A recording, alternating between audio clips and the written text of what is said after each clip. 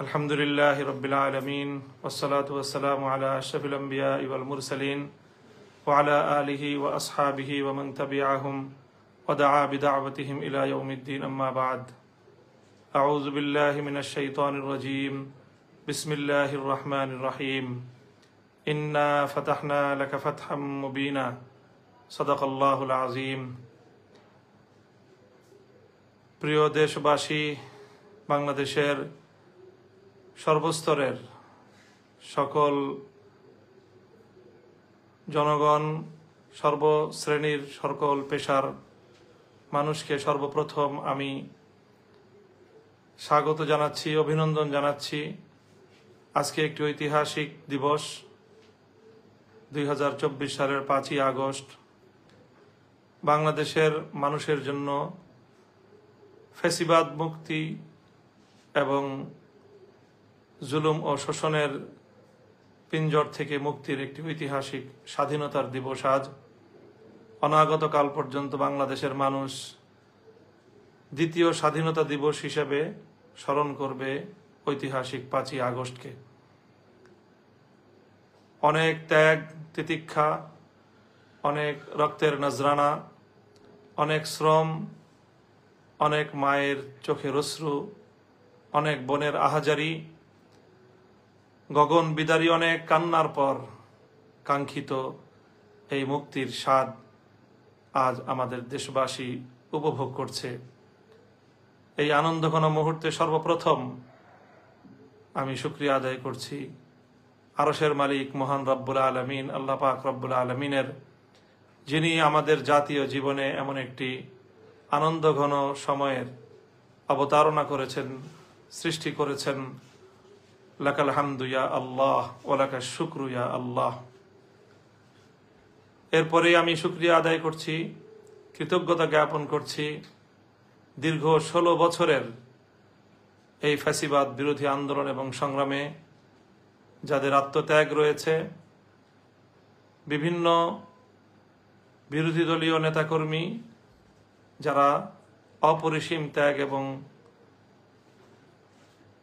আত্মত্যাগ, বিভিন্ন জুলুম এবং নির্যাতনের শিকার হয়েও তারা যেভাবে ইস্পাত কঠিন দৃঢ়তা নিয়ে এই ফ্যাসিবাদের বিরুদ্ধে তাদের সংগ্রামকে অব্যাহত রেখেছেন, তাদের সকলকে, বিশেষত যারা এই সময়টায় গুম খুন সহ নানা নিপীড়নের শিকার হয়েছেন, সেই সকল মানুষগুলোকে আমরা স্মরণ করছি। গুম খুনের শিকার হওয়া আমাদের সেই সকল ভাই বোনদেরকে আমরা স্মরণ করছি, যাদেরকে বিগত 16 বছরে আমরা হারিয়েছি। বিরোধী দলীয় নেতাকর্মী, বিএনপি, জামায়াতে ইসলামী এবং বিশেষ করে হেফাজতে ইসলাম সহ বাংলাদেশের ভিন্ন মতাবলম্বী মানুষের উপর, জনতার উপর ফ্যাসিবাদের যে ভয়াল আক্রমণ এ দেশবাসী প্রত্যক্ষ করেছে, বাংলাদেশের ইতিহাসে এই 16টি বছর কালো অধ্যায় হিসেবে বিবেচিত হবে। এই সময়টায় যারা এহেন নিপীড়ন এবং জুলুমের শিকার হয়েছেন, অনেক মানুষ পঙ্গুত্ব বরণ করেছেন, অনেক মা তার সন্তানকে হারিয়ে আজও পর্যন্ত পথের পানে চেয়ে থাকেন, গুম হওয়া সন্তান বুঝে আবার ফিরে আসবে। সেই সকল মায়েদেরকে আমরা সালাম জানাই। সেই সকল মায়েদের মুখে আমরা মনে করি আজ কিঞ্চিত পরিমাণ হলেও এ জাতি হাসি ফোটাতে পেরেছে। এ জাতির দামাল কামাল তরুণ সন্তানেরা সেই সন্তান হারা মায়ের বুকে একটু হলেও সান্ত্বনার পরশ বুলিয়ে দিতে পেরেছে। তো আমি এই 16 বছরের নিপীড়নের শিকার সকল ব্যক্তি এবং পরিবার এবং সকল সংগঠনগুলোকে আমি কৃতজ্ঞতা জ্ঞাপন করছি। সেই সঙ্গে বিশেষভাবে স্মরণ করতে চাই 2013 সালের 5ই মে ভয়াল কালো রাতে শাপলা চত্বরে রাসূল আকরাম সাল্লাল্লাহু আলাইহি ওয়াসাল্লামের ইজ্জত এবং সম্মান রক্ষা, ফ্যাসিবাদের মোকাবেলায় যে তৌহিদি জনতা শাপলা চত্বরে জড়ো হয়েছিল নাস্তিক্যবাদের বিরুদ্ধে, সেখানে রাতের অন্ধকারে যে তাদের উপর গণহত্যা পরিচালনা করা হয়েছিল, সেই হত্যাকাণ্ডের শিকার সকল শহীদদেরকেও শ্রদ্ধা ভরে স্মরণ করছি। আল্লাহ তাদের সকলের শাহাদাতকে কবুল করুন। সেই সঙ্গে 2021 সালে বাংলাদেশের স্বাধীনতার সুবর্ণ জয়ন্তী অনুষ্ঠানকে কেন্দ্র করে যে ক্র্যাকডাউন, যে নির্যাতন হেফাজতে ইসলামের আলেম ওলামা এবং দেশবাসীর উপর চালানো হয়েছে, দীর্ঘ 3 বছর পর্যন্ত শত শত সহস্রাধিক হেফাজতের নেতাকর্মী বৃন্দ এই স্বৈরাচারী ফ্যাসিবাদের দ্বারা জুলুম এবং নির্যাতনের শিকার হয়েছে, কারাভোগ করেছে। তাদের সকলের শুকরিয়া আদায় করছি এবং তাদের সকলকে আজ শ্রদ্ধা ভরে স্মরণ করছি। এবং সর্বশেষ সবচেয়ে বেশি শ্রদ্ধা, ভালোবাসা এবং হৃদয়ের রক্তক্ষরণ যাদের জন্য সবচেয়ে বেশি, যাদেরকে আমরা স্মরণ করব, মধ্য জুলাই থেকে চলমান কোটা সংস্কার আন্দোলনে, বৈষম্য বিরোধী ছাত্র আন্দোলনের যে সকল নেতাকর্মী অকাতরে প্রাণ দিয়েছে, বিভিন্ন গণমাধ্যমের সংবাদ সূত্রে বিগত এই অর্ধ মাসে 3 শতাধিক প্রাণ কেড়ে নেওয়া হয়েছে। প্রত্যক্ষদর্শী এবং অনুসন্ধিৎসুদের ধারণা এবং তাদের বিশ্বাস, প্রকৃত হত্যাকাণ্ডের চিত্র এর চেয়ে অনেক বেশি ভয়াবহ এবং শহীদ মানুষের সংখ্যা এর চেয়েও আরো কয়েক গুণ বেশি হবে। আমরা এই যারা প্রাণ দিয়েছে, রংপুরের আমাদের ভাই আবু সাইদ এবং মুগ্ধ ছড়ানো আমাদের ভাই মুগ্ধ সহ এই আত্মদানকারী এই সকল শহীদদেরকে আজ বিজয়ের এই শুভ লগনে আমরা অত্যন্ত গভীর শ্রদ্ধা ভরে তাদেরকে স্মরণ করছি। মহান রব্বুল আলামিনের দরবারে তাদের জন্য মাগফিরাত কামনা করছি। আল্লাহ যেন তাদের এই শাহাদাতকে কবুল করেন এবং তাদের দেখানো এই পথে আগামীর বাংলাদেশ যেন গড়ে উঠতে পারে। আমরা যেন এই সকল শহীদদের আত্মদানের সাথে বিশ্বাসঘাতকতা না করি। এ জাতি যেন এ সকল জাতির শ্রেষ্ঠ সন্তানদের আত্মত্যাগের যে ঋণ, এটা যেন একটি সুন্দর দেশ এবং জাতি গঠনের মধ্য দিয়ে সে ঋণ কিঞ্চিত হলেও পরিশোধ করতে পারে। আল্লাহ রাব্বুল আলামিনের কাছে জাতির জন্য সে তৌফিক আমি কামনা করছি। প্রিয় দেশবাসী,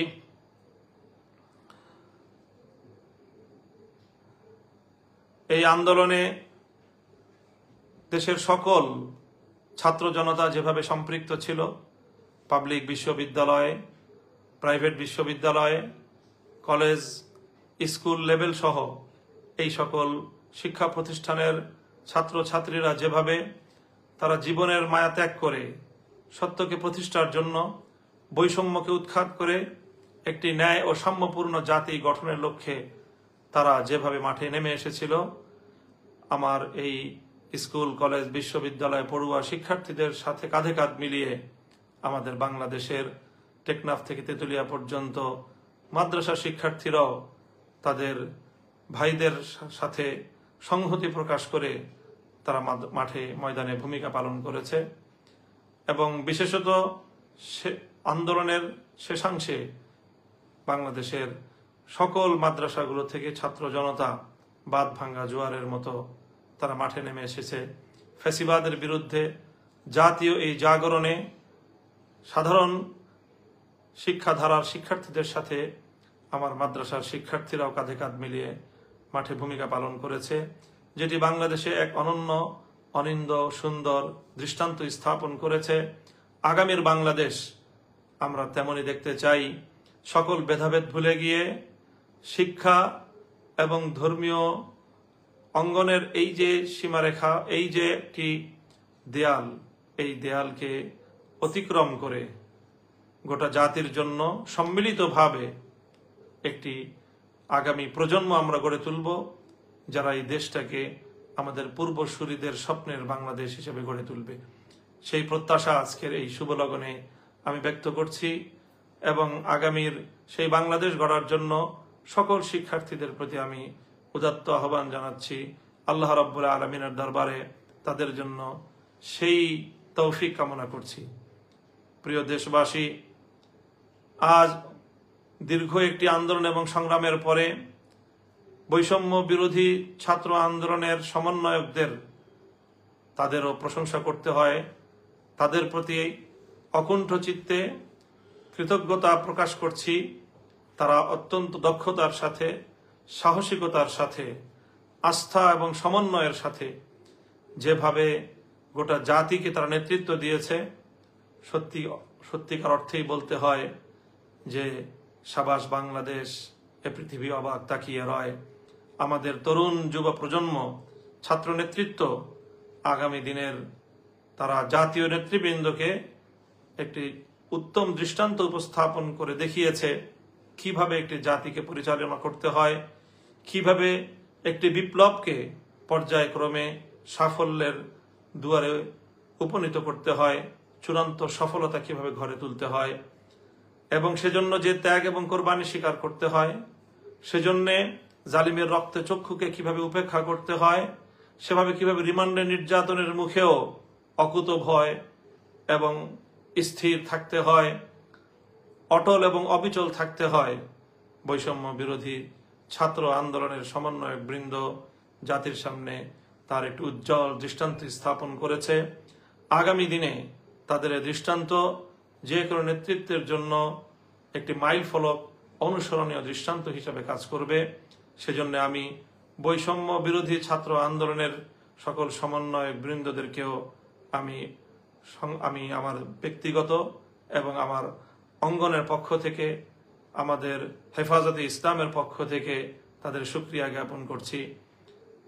হেফাজতে ইসলামের আমির, অশীতিপর আলেমে দ্বীন, বাংলাদেশের অবিসংবাদিত রাহবার আল্লামা মুহিবুল্লাহ বাবু নগরী যেভাবে তিনি আমাদেরকে এবং জাতিকে, আমাদের এই কোমল প্রাণ, কোমলমতি এ সকল শিক্ষার্থীদের এই ন্যায্য আন্দোলনের পথে সহযোগিতা করবার জন্য উৎসাহিত করেছেন, নির্দেশনা দিয়েছেন এবং আমাদেরকে মাঠে ময়দানে ভূমিকা পালন করার জন্য তিনি আমাদেরকে নির্দেশ প্রদান করেছেন।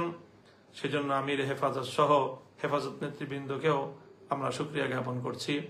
অন্যান্য ইসলামী অঙ্গনের অনেকে, ইসলামী আন্দোলন বাংলাদেশের নেতৃবৃন্দ এক্ষেত্রে অগ্রণী ভূমিকা পালন করেছেন। আমরা তাদেরও জাতির পক্ষ থেকে শুকরিয়া আদায় করছি।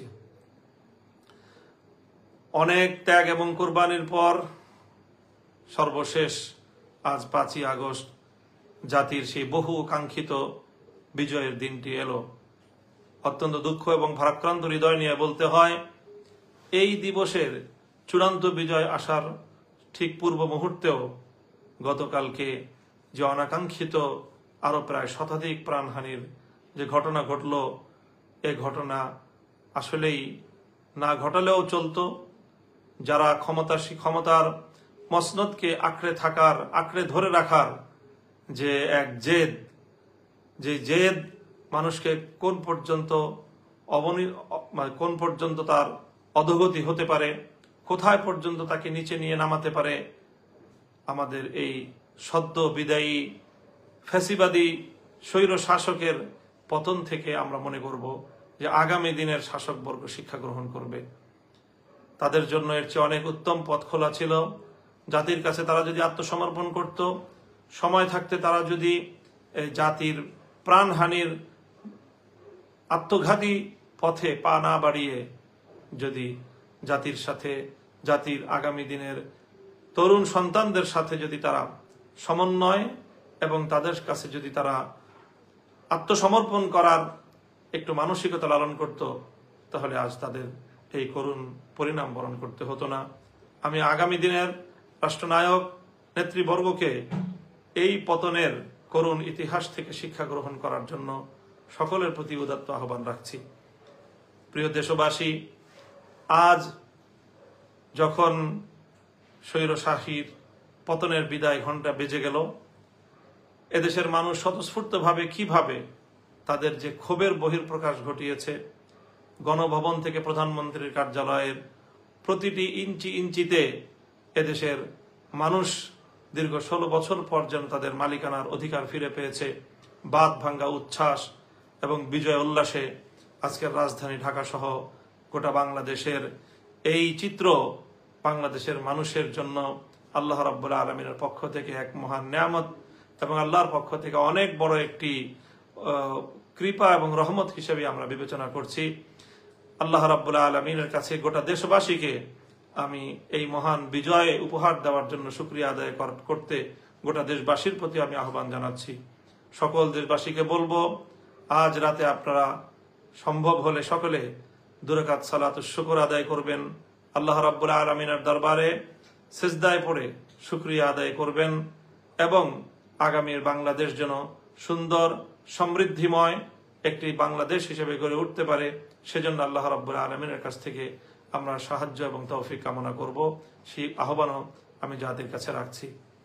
আজ যখন স্বৈরশাহীর, আজকে যখন ফ্যাসিবাদী সরকারের পতন চূড়ান্ত হলো, তখন মাননীয় সেনাপ্রধান বাংলাদেশের বিভিন্ন রাজনৈতিক দলের নেতৃবৃন্দ এবং বিভিন্ন পেশাজীবী সহ নেতৃবৃন্দকে তিনি আহ্বান করেছিলেন পরিস্থিতি আগামীতে করণীয় বিষয়ে পরামর্শ করার জন্য। সেখানে অন্যান্যদের সঙ্গে আমিও আহত ছিলাম এবং সেনাপ্রধানকে আমরা পরামর্শ দিয়েছি। সেনাপ্রধান আমাদের পরামর্শ গ্রহণ করেছেন এবং তিনি জাতির উদ্দেশ্যে বক্তব্যের মাধ্যমে প্রধানমন্ত্রীর পদত্যাগের বিষয়টি নিশ্চিত করেছেন। সেই সঙ্গে আগামী দিনের কার্যক্রম পরিচালনার ক্ষেত্রেও তিনি আমাদের কাছে সহযোগিতা কামনা করেছেন। এরপরে আমরা সেনাপ্রধান সহ বঙ্গভবনে মহামান্য রাষ্ট্রপতির সঙ্গে সাক্ষাৎ করেছি এবং রাষ্ট্রপতির সঙ্গে বিভিন্ন পেশাজীবী এবং রাজনৈতিক নেতৃবৃন্দ সহ বিরোধী দলীয় সকল রাজনৈতিক নেতৃবৃন্দ সেখানে উপস্থিত ছিলেন, প্রতিনিধিবৃন্দ। মহামান্য রাষ্ট্রপতির সভাপতিত্বে বা তার নেতৃত্বে সেখানে বৈঠক অনুষ্ঠিত হয়েছে এবং আগামী দিনের জরুরি কিছু করণীয় বিষয়ে আমরা একমত হয়েছি। জাতির উদ্দেশ্যে সেই বিষয়গুলো ইতিমধ্যে আমরা বর্ণনা করেছি। আবারও বলছি যে সেখানে রাষ্ট্রপতি সহ 3 বাহিনীর প্রধান, সেনাবাহিনী, নৌবাহিনী এবং বিমান বাহিনীর প্রধান সহ সামরিক ঊর্ধ্বতন কর্মকর্তাগণ, বিএনপি, জামায়াতে ইসলামী, জাতীয় পার্টি সহ অন্যান্য দলের নেতৃবৃন্দ এবং সিভিল সোসাইটির নেতৃবর্গ সহ অনেকেই সেখানে উপস্থিত ছিলেন এবং বৈঠকের শেষাংশে বৈষম্য বিরোধী ছাত্র আন্দোলনের সমন্বয়ক বৃন্দ কয়েকজন সেখানে অংশগ্রহণ করেছেন। পরবর্তী তাদের সঙ্গে আরো বিশদ বৈঠক হওয়ার সিদ্ধান্ত ছিল। সেখানে আজ যে বিষয়গুলো আমরা ঐক্যমতে পৌঁছেছি সে বিষয়গুলো জাতির জন্য জানা প্রয়োজন।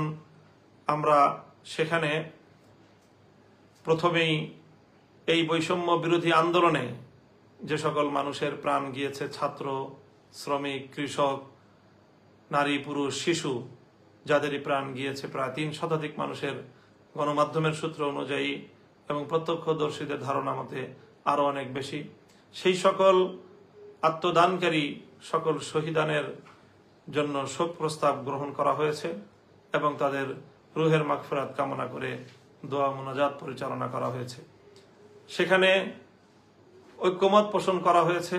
সেনাপ্রধান এবং রাষ্ট্রপতি আমাদেরকে আশ্বস্ত করেছেন যে এই সকল হতাহত এবং এই প্রাণহানি, জানমালের অপূরণীয় ক্ষয়ক্ষতির জন্য যারা দায়ী, সকলের উপযুক্ত বিচারের ব্যবস্থা করা হবে এবং কোনো অপরাধী পার পাবে না বলে তারা আমাদেরকে আশ্বস্ত করেছেন, কথা দিয়েছেন।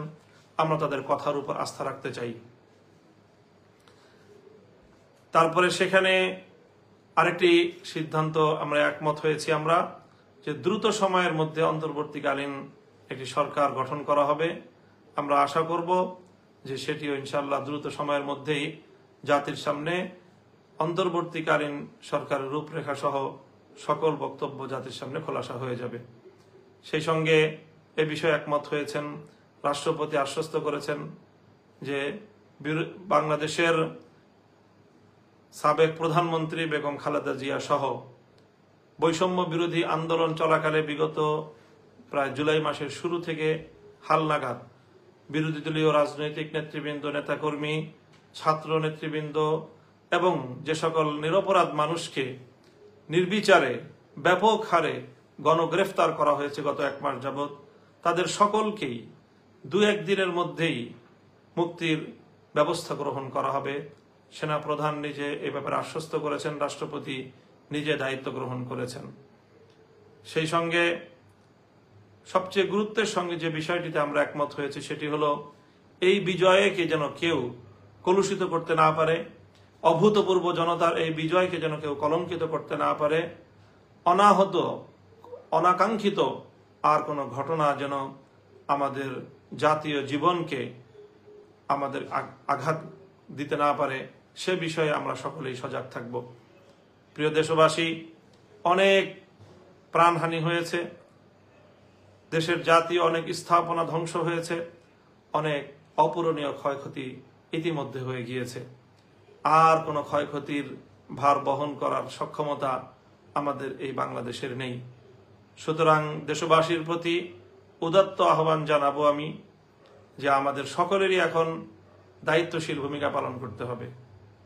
কোনো প্রতিহিংসা চরিতার্থ করার জন্য কারো উপর আঘাত করা যাবে না, কারো জানমালের ক্ষয়ক্ষতি করা যাবে না। এ বিষয়ে আমাদের সকলকে সোচ্চার থাকতে হবে। বিশেষত আমি দেশের আলেম সমাজ, ইমাম সমাজকে আমি বিশেষভাবে আহ্বান জানাবো যে আপনারা এ ব্যাপারে সোচ্চার থাকবেন এবং আপনারা সক্রিয় ভূমিকা পালন করবেন। এই সময় এই অস্থিতিশীলতার সুযোগ নিয়ে একটি মহল দেশের মধ্যে নতুন করে অস্থিতিশীলতা সৃষ্টি করতে পারে, বাংলাদেশের ভাবমূর্তি ক্ষুণ্ণ করতে পারে, দেশের ইসলাম প্রিয় জনতাকে কলুষিত করার অপপ্রয়াস চালাতে পারে। নানা ধরনের সাবোটাজ এবং অন্তর্ঘাতমূলক বিভিন্ন কর্মকাণ্ডের মাধ্যমে দেশের ইসলামিক অঙ্গনকে তারা ঘায়েল করার অপচেষ্টা চালাতে পারে। এজন্য বিশেষ করে অন্যান্য ধর্মাবলম্বী সংখ্যালঘু যারা রয়েছেন তাদের ধর্মীয় উপাসনালয়গুলো এবং তাদের ব্যবসা প্রতিষ্ঠান, তাদের বাড়িঘর, তাদের সহায় সম্পদ, তাদের জানমালের প্রতি আমাদের সকলকে অত্যন্ত সতর্কতার সাথে দায়িত্বশীল ভূমিকা পালন করতে হবে, যেন কোনো একজন সংখ্যালঘুর উপর কোনো ধরনের আক্রমণ, তার জানমালের ন্যূনতম কোনো ক্ষয়ক্ষতি যেন কোনো দুষ্কৃতিকারী করতে না পারে। এ ব্যাপারে আমাদের সকলকে সোচ্চার এবং সজাগ থাকতে হবে। বিশেষত যেহেতু একটি সরকার পতন ঘটেছে, এই সময়টায় স্বাভাবিকভাবেই প্রশাসন এবং আইন শৃঙ্খলা রক্ষাকারী বাহিনীর মধ্যে একটি অস্থিরতা এবং একটি দুর্বলতা কাজ করবে। এই সুযোগে অনেক অঘটন ঘটে যেতে পারে। এই জন্য আমার বক্তব্য যারা শুনছেন তাদের সকলের প্রতি আমার উদাত্ত আহ্বান, অন্তত আপনারা পাড়ায় পাড়ায়, মহল্লায় মহল্লায়, এলাকাবাসীকে নিয়ে, মসজিদের মুসল্লিদেরকে নিয়ে আপনারা কোনো অঘটন যেন কেউ ঘটাতে না পারে সেজন্য আপনারা দায়িত্বশীল ভূমিকা, প্রহরার ভূমিকা আপনারা পালন করবেন। হিন্দুদের মন্দিরগুলো, প্যাগোডাগুলো এবং বৌদ্ধদের উপাসনালয়, অন্যান্য খ্রিস্টানদের উপাসনালয়, গির্জাগুলো, সেগুলো সহ তাদের সকল স্থাপনা, তাদের ব্যবসা প্রতিষ্ঠান, তাদের বাড়িঘর, এগুলোর প্রতি আমরা বিশেষভাবে পাহারাদারি করব, যাতে কোনো দুষ্কৃতিকারী এই সকল ক্ষেত্রে কোনো আঘাত করে, আক্রমণ করে দেশের মধ্যে যেন কোনো অস্থিতিশীলতা সৃষ্টি করতে না পারে, বিশ্ব দরবারে বাংলাদেশের ভাবমূর্তি যেন কোনোভাবেই ক্ষুণ্ণ করতে না পারে। সেই সঙ্গে আরেকটি বিষয় আমি বিশেষভাবে আন্দোলন সংগ্রামে সক্রিয় সকল ছাত্র জনতা এবং ধর্মপ্রাণ তৌহিদি জনতা, বিরোধী দলের সকল নেতাকর্মী, সকলের প্রতি আরেকটি বিষয়ও আমি উদাত্ত আহ্বান জানাই। আল্লাহ রাব্বুল আলামিন আমাদেরকে যে ঐতিহাসিক বিজয় দান করেছেন, ক্ষুদ্র ব্যক্তিগত প্রতিহিংসা চরিতার্থ করার জন্য আমরা এই মহান বিজয়কে কোনোভাবেই কলুষিত করার অপপ্রয়াস চালাবো না। এই বিজয়কে দেশের জন্য, জাতির জন্য একটি উত্তম এবং উন্নত ভবিষ্যৎ বিনির্মাণে আমরা উৎসর্গ করতে চাই। সেই হিসেবে কেউ ব্যক্তিগত রাজনৈতিক প্রতিহিংসা, রাজনৈতিক প্রতিপক্ষকে ঘায়েল করার মোক্ষম সুযোগ হিসেবে এটিকে কেউ ব্যবহার করার চেষ্টা করবেন না। সেই সঙ্গে আমরা আরেকটা কথাও বিশেষভাবে বলবো যে চলমান এই আন্দোলনে সরকারের নির্দেশ পালন করতে গিয়ে বা সরকারের বৈধ বা অবৈধ আনুগত্য করতে গিয়েও আইন শৃঙ্খলা রক্ষাকারী বাহিনী, বিশেষত পুলিশ বাহিনী অনেক ক্ষেত্রেই তারা জনতার উপর চড়াও হয়েছে। রাষ্ট্রীয় পেটোয়া বাহিনী হিসেবে মানুষের জানমালের অনেক ক্ষয়ক্ষতি করেছে এবং অনেক ক্ষেত্রে তারা সীমা লঙ্ঘন করেছে, এতে সন্দেহের কোনো অবকাশ নেই। কিন্তু মনে রাখতে হবে যে পুলিশ বাহিনী একটি বাংলাদেশের আইন শৃঙ্খলা রক্ষাকারী বাহিনী, তারা তৃণমূল পর্যায়ে দেশে আইন শৃঙ্খলা রক্ষা করে থাকে। এখানে যেরকম অপরাধী রয়েছে, ফ্যাসিবাদের পাঁচাটা গোলাম যেরকম রয়েছে, এখানে অনেক ভালো দেশপ্রেমিক, মানুষের জন্য কল্যাণকামী অনেক পুলিশ ভাইরাও সেখানে রয়েছেন। কাজেই তাদের কাউকে একজনকে আরেকজন থেকে আমরা আলাদা করে পুলিশের ইউনিফর্ম দেখে আলাদা করে পরিচয় করার, পরিচিত করার, চেনার কোনো উপায় নেই। কাজেই এই সময়ে সেই আমাদের ক্ষোভগুলোর কারণে নির্বিচারে কোনো পুলিশের উপর, থানার উপর হামলা করার যে সকল দুঃখজনক ঘটনাগুলো ঘটছে, এ বিষয়েও আমি দেশবাসীর প্রতি সংযমী ভূমিকা পালন করার উদাত্ত আহ্বান জানাচ্ছি যে আপনারা এই ধরনের আর কোনো থানায় আক্রমণ ঘটানোর মতো দুঃখজনক বেআইনি কার্যক্রম আপনারা কেউ করবেন না। আইন নিজের হাতে তুলে নেবেন না। দেশ সেক্ষেত্রে বড় ধরনের হুমকির সম্মুখীন হয়ে পড়বে। প্রিয় দেশবাসী, এই কথাগুলো আমি আপনাদের সম্মুখে উপস্থাপন করলাম আজকের ঐতিহাসিক লগনে আবারও বিগত 16 বছরের জুলুম শোষণের শিকার, নিরীহ, নিপীড়িত, নির্যাতিত বাংলাদেশের নারী, পুরুষ, আবার বৃদ্ধ বনিতার সকলকে শ্রদ্ধা ভরে স্মরণ করছি, যারা এই সময়টায় দুনিয়া থেকে বিদায় গ্রহণ করেছেন। বিশেষ করে আমাদের হেফাজতে ইসলামের মরহুম আমির আল্লামা আহমদ শফি, আল্লামা জুনায়েদ বাবুনগরী, আল্লামা নূর হোসেন কাসেমি মহাসচিব, আল্লামা নুরুল ইসলাম মহাসচিব, যারা হেফাজতে ইসলামকে আজকের এই পর্যায়ে উপনীত করে আমাদের মাঝ থেকে বিদায় নিয়েছেন, তাদের রুহের মাগফিরাত কামনা করছি। আল্লাহ তাদেরকে জান্নাতের উচ্চ মাকাম দান করুন।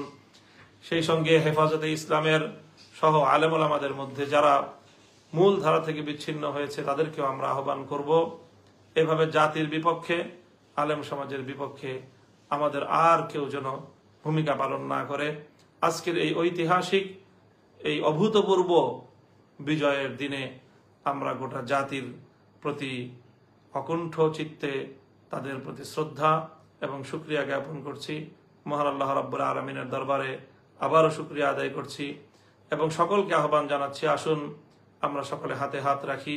ছাত্র জনতার প্রতি বলবো, স্কুল, কলেজ, ভার্সিটি, মাদ্রাসা সকলে হাতে হাত রেখে একটি সুন্দর, সমৃদ্ধ একটি দেশ এবং একটি জাতি, যেখানে সকলে যার যার অধিকার পাবে, যেখানে অকুণ্ঠ চিত্তে আমরা আমাদের রবের গোলামি করতে পারবো, আল্লাহ রাব্বুল আলামিনকে আমরা ডাকতে পারবো, আল্লাহর দ্বীনকে বিজয়ী করার একটি অনুকূল ভূমি আমরা আগামী দিনে উপহার পাবো। এরকম একটি বাংলাদেশকে আমরা গড়ে তুলবার জন্য সকলে যার যার জায়গা থেকে ভূমিকা পালন করব। আগামীর সুন্দর বাংলাদেশ গড়ার প্রত্যয় নিয়ে এবং সেই প্রত্যাশা ব্যক্ত করে আমি আজকের বক্তব্য এখানেই শেষ করছি। সকলে দোয়া করবেন, দেশের জন্য দোয়া করবেন, আমার জন্য দোয়া করবেন, আগামীর বাংলাদেশ গড়বার জন্য আল্লাহ রাব্বুল আলামিনের সাহায্য কামনা করবেন। ওয়া আখিরু দাওয়ানা আনিল হামদুলিল্লাহি রাব্বিল আলামিন। আসসালামু আলাইকুম ওয়া রাহমাতুল্লাহ।